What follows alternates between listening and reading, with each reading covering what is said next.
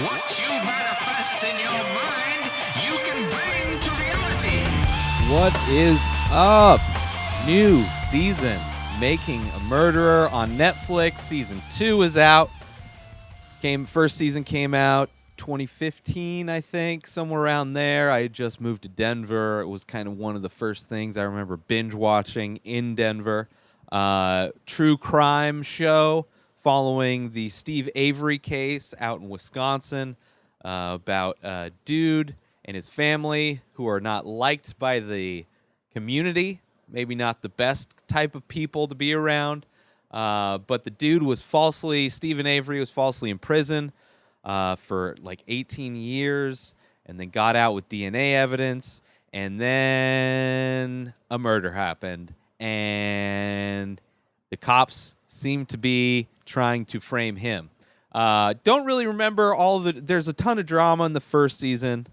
I remember that. I remember just being extremely upset with the injustice that was going on and just the mishandling of everything that was going on and not being very happy. And then after the first season came out, all these people were posting online about how the show's wrong and he did it. And I never got into all of that stuff after the show had already come out. I didn't get into it like I heard. And it's disappointing. I mean, clearly it's a show. They have to cut. They can't have everything. They can't show everything, clearly.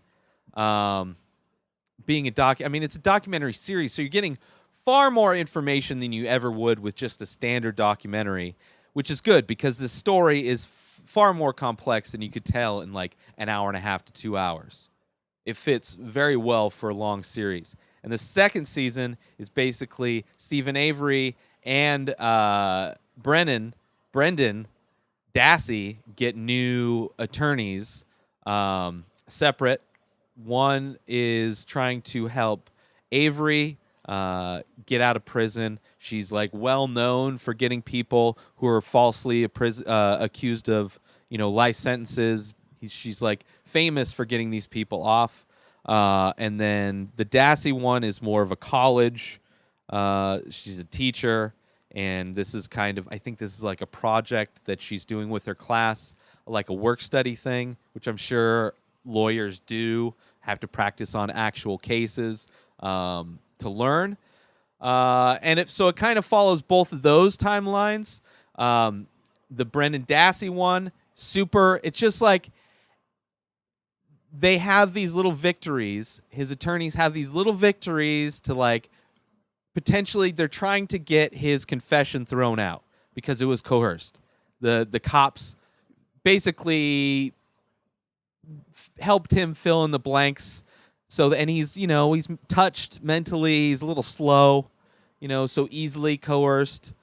And it's just on every turn, the state of Wisconsin is trying to battle this thing. Instead of just giving up, saying we fucked up, clearly, this is so much detail onto why it's horrible that this kid is behind bars. Still behind bars for a confession that was clearly coerced. There's another show on Netflix called, I think, Fake Confessions or something like that. And it profiles a bunch of cases in which people wrongly or falsely admit to their crimes that they're being accused of.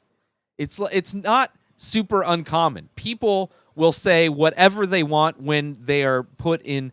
Torture doesn't necessarily work. Torture makes you get what you want to hear, but what you hear isn't necessarily the reality of the situation. So that's what Brendan Dassey is coming from on this thing, trying to battle. His attorneys are trying to battle and going through. You get to see the whole lengthy process of trying to get a conviction overturned versus once you're convicted of something, it's so much harder. It's the hurdles and the mountains you have to climb to prove that not only that you're innocent, but the other judges were wrong, other people were wrong. It's just so monumental and just horrible. The other case with this lawyer, this superstar lawyer that's taking on the Avery case, is breaking down every fucking single thing. It is so much like My Cousin Vinny, where he just picks apart the case. Like, piece by piece, like, this is why this is wrong. If they had just gotten one expert, they would have been able to throw out so many things. The blood spatter would have been thrown, like, all of the things that connected Avery to this case would have been thrown out if they did their due diligence with doing their own. I mean, clearly it costs money, which is another bad thing in our system. If you have money, you can afford to get away with whatever the fuck you want to get away with for a long time. It is very, very difficult in this country to be put behind bars if you have money. It is almost impossible if you have a certain amount of money. So the law really only applies to the poor in this country, which is why they do it, so they can get you into prisons, and then the prisons are privately funded, so you're basically an employee for a fucking company, just like slavery, which is kind of where a lot of the prison system started after slavery. You know, they made everything a crime, so they just locked all the black people back up, said they were criminals, right?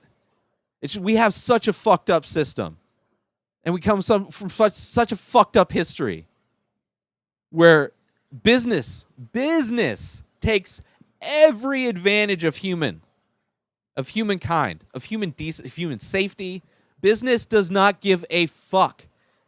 That's why we have government, to help protect us from business.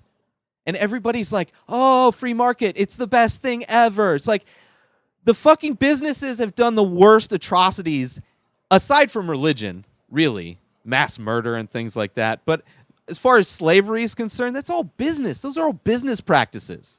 Low overhead. I mean, that's the lowest overhead you can have, is having free labor. Anyway, so it's amazing to watch.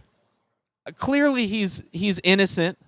Clearly he's innocent. It's so sad that not only the state of Wisconsin continues to just, blindly just try and cover, they're just so intent on trying to cover this up and sweep it under the rug.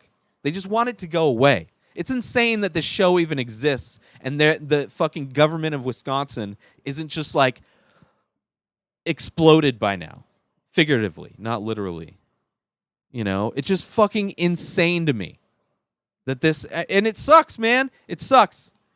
And I'm sure this is an example of something that people of color go through on a regular basis. Like, you take one family that's looked down upon in a neighborhood in Wisconsin, right? You take this white trash family that runs a dump,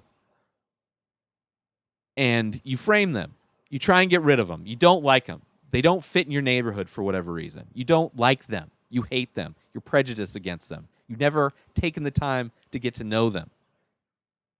You just want to lock them in a cage and get them out of your way.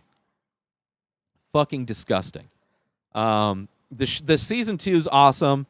There's doesn't really wrap anything up, but it's still good. I was still addicted to it. Binged the whole thing. So Making a Murderer, season 2. Definitely looking forward to season 3.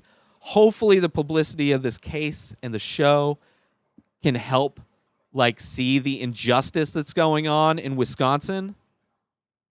Fucking backwards people in this. Backwards fucking people. Horrible people. Taking freedom away from people. Just because they don't like them. It's fucking ridiculous. That's it, everybody. Go to my website, inspireddisorder.com, for all of my work.